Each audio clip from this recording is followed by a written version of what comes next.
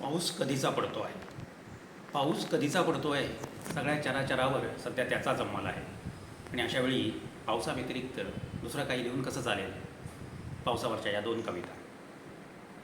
एक पाऊस सारखा सारखा. एक पाऊस सारखा सारखा जातो आहे पडून. एक पाऊस सारखा सारखा जातो आहे पडून. जाते आहे येथे काही जगा वेगळे घडून. एक मळा कोरडा ठाक. एक मळा कोरडा ठाक जातो आहे भिजून. एक पाते मातीतून येते आहे रुजून. हिरवागार होऊन माळ. हिरवागार होऊन माळ येतो आहे सजून. हिरवागार होऊन माळ येतो आहे सजून. हिरवेगार ओलेशार रान तसे आतून. एक घडा कोण येथे. एक घडा कोण येथे जाते आहे ओतून. एक घडा कोण येथे जाते आहे ओतून. एक नदी काठ तोडून सतत जाते सांडून. एक धरती गर्भारलेली. एक धरती गर्भारलेली नाती दुती म्हणून. एक फूल केसात तिच्या जाते कुणी माळून. एक थेंब प्यावा वाटे. एक थेंब प्यावा वाटे चोचीमधून शोषून. एक थेंब घ्यावा वाटे चोचीमधून शोषून. ओला गळा आणखी भिजवून जावे गाणे गाऊन. एक पाऊस सारखा सारखा. एक पाऊस सारखा सारखा जातो आहे उडून.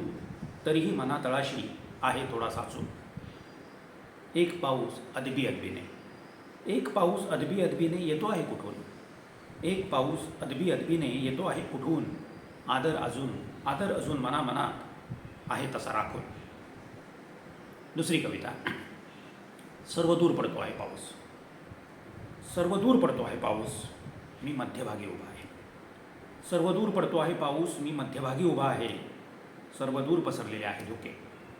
सर्वदूर पसरलेले आहे धोके. माझाच मी दिसत नाही आहे मला. सगळी घरे पावसामध्ये गुडूप झाली आहेत. सगळी घरे पावसामध्ये गुडूप झाली आहेत. त्यांच्या अस्तित्वाची एक एक निशाणी पावसाने पुसून टाकली आहे. रात्रभर डोळ्याला डोळा लागलेला नाही पावसाचा. रात्रभर डोळ्याला डोळा लागलेला नाही पावसाचा. पुरी रात्र जागून आहे तो. कुठले तरी सनातन दुःख ओतून टाकतो आहे तो. नदी नाले तुडुंब भरून वाहत आहेत. नदी नाले तुडुंब भरून वाहत आहेत. पावसाचे नुसते लोटच्या लोट येत आहेत आकाशामधून. कशातच मावत नाही आहे पाऊस. कशातच मावत नाही आहे पाऊस. त्याचे विराट विश्वरूप दाखवतो आहे तो. सगळे जग चिडीचूप निजून राहिले आहे घरट्यात. सगळे जग चिडीचूप निजून राहिले आहे घरट्यात. 4 दिवस पक्ष्यांच्या चोचीत दाणा पडलेला नाही. बाहेर गेलेली गुरे परतून आली आहेत गोठ्यात. उतवावर वाळ्यात घातलेली चिरगुटे ओलीच आहेत अजून. ओली लाकडे अजून ओली झाली आहेत. चूल फुंकून फुंकून आईच्या छातीचा भाता कुरकुरू लागला आहे. मी अडून बसलोय चुलीपाशी. मी अडून बसलोय चुलीपाशी फणसाच्या आठळ्या भाजून देण्यासाठी. सगळी हाडे काडे उठून गेली आहेत. सगळी हाडे काडे उठून गेली आहेत. आईच्या पदराचाच तेवढा एक आधार आहे. हा पदरच तेवढा फक्त उबदार राहिला आहे अजून. धन्यवाद.